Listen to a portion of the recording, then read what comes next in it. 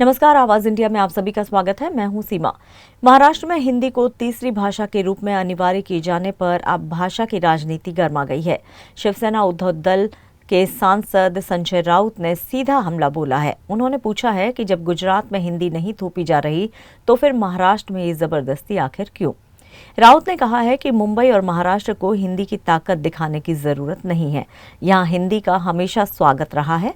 उन्होंने आरोप लगाया है कि फडणवीस सरकार हिंदी के नाम पर सिर्फ वोट बैंक साध रही है।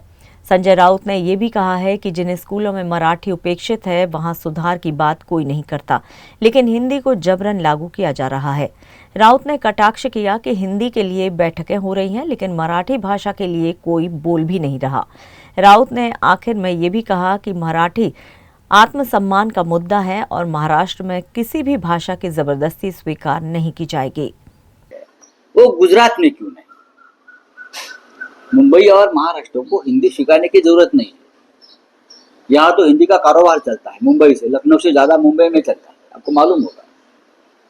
यहाँ सबसे बड़ी हिंदी फिल्म इंडस्ट्री यहाँ से शुरू होती है, संगीत यहाँ से शुरू होता है, हिंदी गाना यहाँ से शुरू होता है, हिंदी के बड़े बड़े अखबार मुंबई से निकालते हैं। तो हमको हिंदी सिखाने की जरूरत नहीं है, सख्ती करने की जरूरत नहीं है।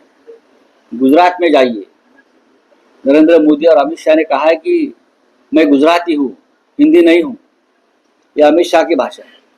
मैं गुजराती हूँ, हिंदी नहीं हूँ। हम लोग नहीं कहेंगे। हिंदी है वतन हमारा, हिंदुस्तान हमारा। ये कहने वाला ये महाराष्ट्र राष्ट्र के प्रति समर्पित है। किसी भाषा के प्रति हमारी नफरत नहीं है। हम हिंदी से प्यार करते हैं, करते रहेंगे। हम जब दिल्ली में जाते हैं, मुंबई से बाहर जाते हैं, तो पूरे व्यवहार हम हिंदी में करने की कोशिश करते हैं, चाहे नॉर्थ हो या वेस्ट हो। लेकिन दबाव की राजनीति आपकी जो है, वोट की राजनीति चल रही है। मुंबई महानगर पालिका चुनाव में आपको जो वोट चाहिए, इसलिए आप ये हिंदी भाषा का ये पॉलिटिक्स कर रहे हैं। गुजरात में करिए, गुजरात में।